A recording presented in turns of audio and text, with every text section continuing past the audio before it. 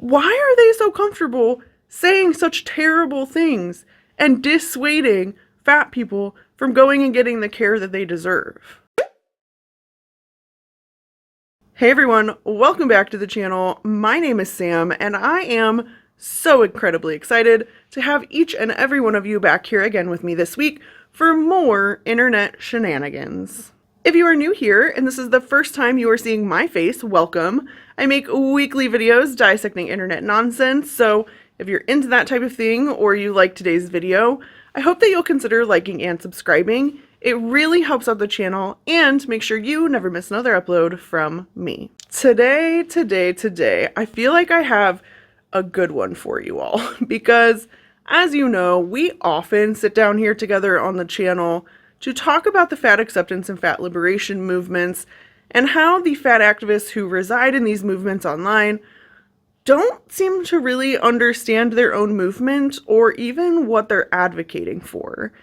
And today is not going to be much different, except that we now have more concrete proof that this conclusion is true and accurate. And we're going to talk through that by looking at a podcast that Jordan Underwood recently did, where he fully admitted that the things he was advocating for online were actively harming him while he was trying to get his diagnosis over the last 2 years. You heard me right. And before we dig into that, just as a little bit of background in case you don't know who Jordan is, or in case you need a little refresher because it has been a while since we've talked about Jordan on the channel, Jordan is a queer, trans, non-binary activist and plus-size model. He's most well known for an underwear photo shoot that went viral on TikTok, and that photo shoot sparked a lot of discussion about Jordan's legs and the size of his legs. And that led him to create what he called the Lump Leg series, which is now deleted. It was here on YouTube. And in that series, which we've covered here on the channel, he shared his struggles with lipo-lymphadema while accidentally admitting that he was failing to follow conservative treatment because he, quote, didn't have time to do it, or because he thought doctors were being fat-phobic. And most importantly, before I forget, Jordan hates my guts. He even went out of his way to go on another podcast and describe me this way. Sam at every size. Once again, my ability to listen and dissect their talking points and arguments without insulting them really gets under their skin. Well, buckle up, Buttercup, because we're about to do that again today. So the podcast in question caught my eye right away because it has a big bold photo of Jordan and the thumbnail reads, "I was gaslit over my own body." My interest was immediately piqued, so I clicked on the video and read the description, which says, Jordan wants to share how lipedema led them to gain 150 pounds and become immobile, reflect on their mistreatment by the healthcare system, and reveal how dangerous it is when doctors don't believe their fat patients. I have to admit, they got me. I saw it, I clicked on it, I wanted to watch and see what was being said, and now we're here so that I can share that with you all because I'm curious to see what you think. First, Jordan jumps into immediately oversharing his own medical health journey and his diagnoses, which is something that we've seen a lot on his channel. And what also happened almost immediately was that he backpedaled a bit and said, I actually stopped sharing my journey on my own social media platforms because it's a condition that has to do with weight and weight changes and weight gain and all these things. People have had a lot of opinions about my journey. And that has been really, really hard. And so I have actually in the past couple of months, taken a step back from being online in such a public way about my health stuff and just my life in general, because it was kind of consuming me in a way that I didn't think was healthy. And I think that this is absolutely the truth. Because when Jordan went on that other podcast where he described me by making that gagging noise, he also said this about not only myself, but other reactors who talk about Jordan's content. I'm willing to say it. I know, like, because I have a sick fascination with these people. I don't think it's a bad thing that Jordan logged off and stopped so heavily posting on his social media, because it's so clear that it was not a good thing for him and that it was actually hurting him in the long run. But deciding to log off of your own social media and then still turn around and do podcasts where you're oversharing, that's a choice. Because there's still criticism that can come from this. And from what we've seen of Jordan, he does not handle criticism very well, even if it's very valid, somewhat gentle criticism. It's not well received. After Jordan overshares, again, we immediately move directly into fat activist talking points just like this. And as much as I think people want to believe that the way our bodies look is a choice, there are things you can do, yes, that are like within your power. But we always have to weigh that against how much is not in your control. That's something I think about a lot. What's in your control? The only thing that's in your control is how you respond to it. Yeah. You can't control anything outside. So this is intriguing to me because you can see there's an admission that there are things that are within our control that we can do to change our weight and thereby potentially our health. And then there's the immediate eye roll and backpedal where we're like, wait, I said the quiet part out loud. I need to change that.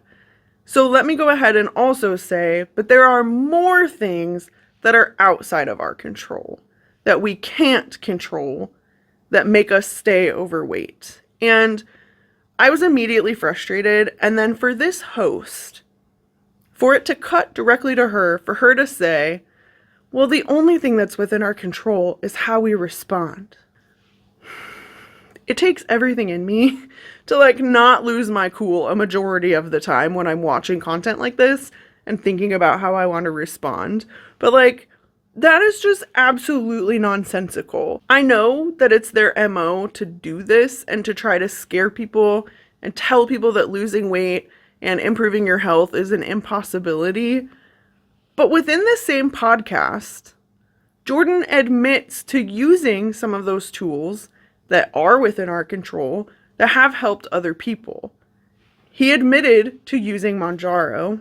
So I went on Mounjaro for like 3 weeks a year ago. And that he lost weight because being at the weight he was not healthy. I was not healthy at 515 pounds. I wasn't. I was only that weight because of the amount of fluid in my body and like the amount of like disordered tissue that had built up. And that is still in my body right now. And I think the thing that annoys me the most is that it's always rules for thee, but not for me when it comes to these fat activists. Then we get this mess of word salad.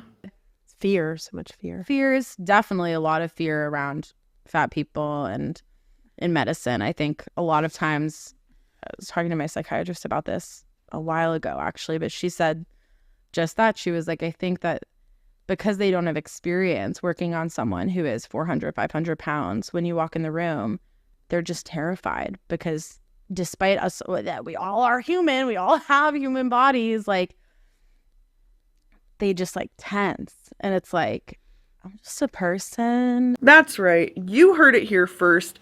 Jordan Underwood thinks, no, not thinks, that's too gentle a word. Jordan Underwood actually believes that doctors are afraid of their fat patients. Just gonna take a moment of silence for the brain cells we all lost together there. This is absolutely rich, coming from someone who doesn't understand how the medical system works. And that is not me trying to say that the US medical system is not messed up, because of course it is. But Jordan has proved repeatedly that he doesn't even have a grasp on the basics of how it works. And I have two examples for you. One is Jordan and his peers do not seem to understand that sometimes weight loss, especially when you're morbidly obese, is a conservative treatment option. Take, for example, joint pain. Say you're having pain in your knee. You're going to the doctor, they're doing some scans, but there's nothing obvious to them that says this is the cause of your joint pain. If you're morbidly obese, they're going to ask you to try to lose weight first because losing weight is less invasive than a surgery. A surgery that you'll need to be mobile to recover from. Second, Jordan has a history of publishing things online, letting us know that he does not understand how the emergency department works. And even within this podcast, he continues that misinformation when he says this. And if that's not happening, which it's not, if you have lymphedema, that's not happening, that means that the infection just sits there, and then you get cellulitis. And then if you have cellulitis and you are a person with lymphedema, especially a larger person, if you go to the ER, they'll give you antibiotics, but they won't give you enough. And so then you will likely die. Wild to learn about 2 years into experiencing that and being like, oh, because I randomly was using antibacterial soap, I like saved myself from getting cellulitis and like risking death. If you have a chronic condition, the ER is not the place to help you treat the chronic condition. The purpose of the ER, in case you didn't know, here in the US, is to get you stable and to give you what you need so that you can talk to your primary care physician and follow up. They even give you timeline in the little packet that they send you out the door with that says you should talk to your doctor as soon as possible, because your primary care doctor is the person that you should be talking to. You should have been talking to them about this already. They should have an understanding of you and who you are, and they should know, hey, yes, we recognize that that's a problem. Let us get you what you need and then help you get referrals into specialists who can further assist you. The ER staff are not withholding medication because they want fat people to die from cellulitis or whatever else they go into the ER for. That is simply misinformation or disinformation at its finest. And Jordan, in this podcast, admits that he has a primary care. So for me, the question is, what is the purpose of this exercise? Why is Jordan so comfortable coming onto these large-scale platforms where people are likely following him because they have the same chronic condition?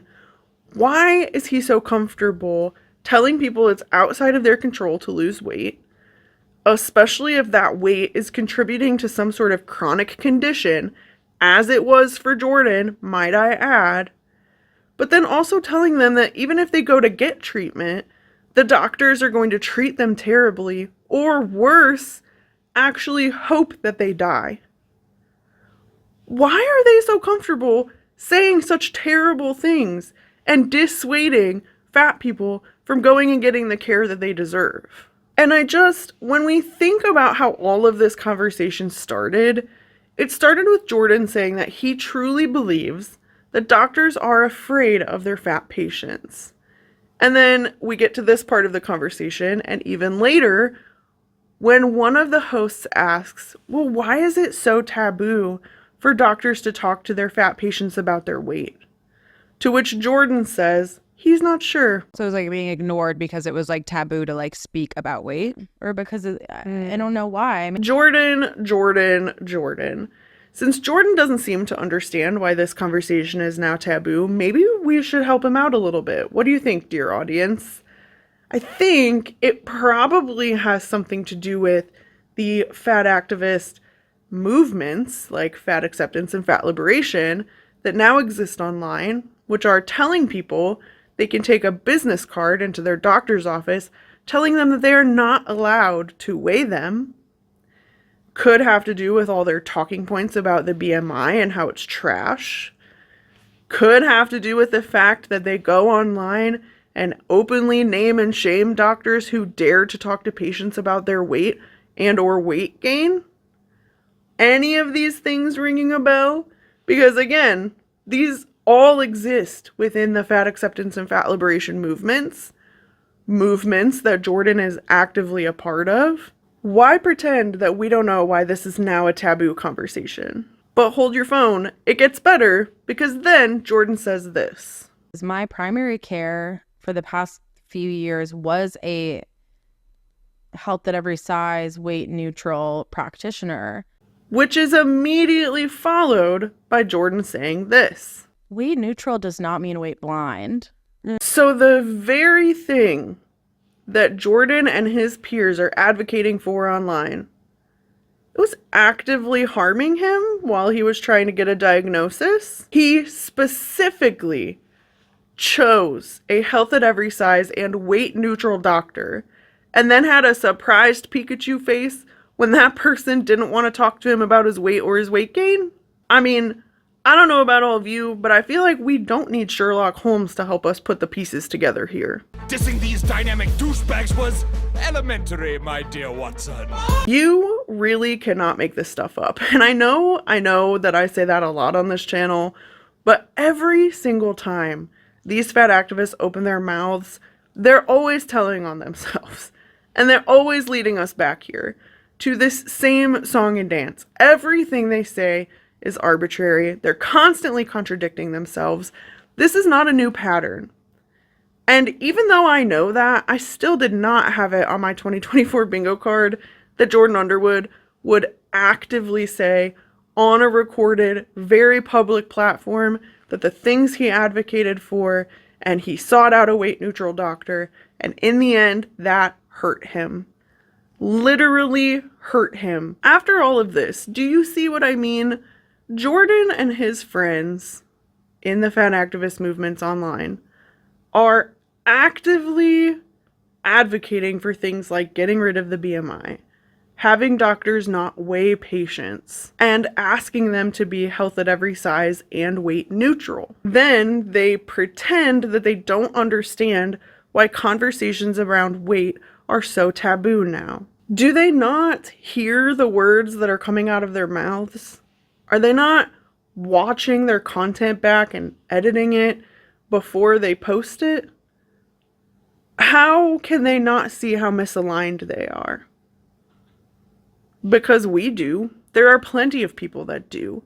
And they're being called out for it because it's dangerous. And in my opinion, fat activists, Jordan included, are way, way too comfortable coming online and fear-mongering. They are actively telling the plus-size people who follow them that they should not try to improve their health because it might be outside of their control. That they shouldn't get treatment for their chronic conditions, and that maybe they should skip doctor's appointments because doctors are fat phobic, or worse, want you to die from whatever's ailing you. But sure, tell us again how it's the fat phobia that's killing people. Sure, Jan. Alright, that is all I have for you all today. At this point, I am genuinely curious to know what you think. What do you think about the fact that Jordan always tells on himself every single time he tells his story?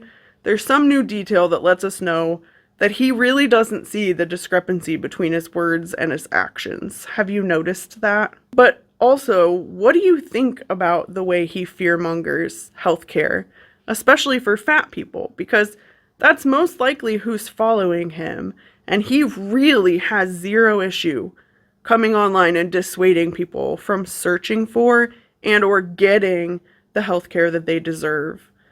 I'm very curious to know what you think, because to me, that is just absolutely wild. But he just keeps doing it over and over and over again, so clearly he doesn't see it as problematic. Anyway, I'm curious to know what you think, so please leave your opinions for me in the comment section down below. You know I love to read them, and I'll be down there shortly after this video goes up. And for all my introvert friends out there who may not feel comfortable leaving your opinion in an internet comment section, I see you, I feel you. Go ahead and leave me some sort of eye roll or face palm emoji this week, because Jordan truly is the gift that keeps on giving when it comes to undermining the fat acceptance community online. As always, thank you all so much for being here with me this week. I will see you in the next one. Bye.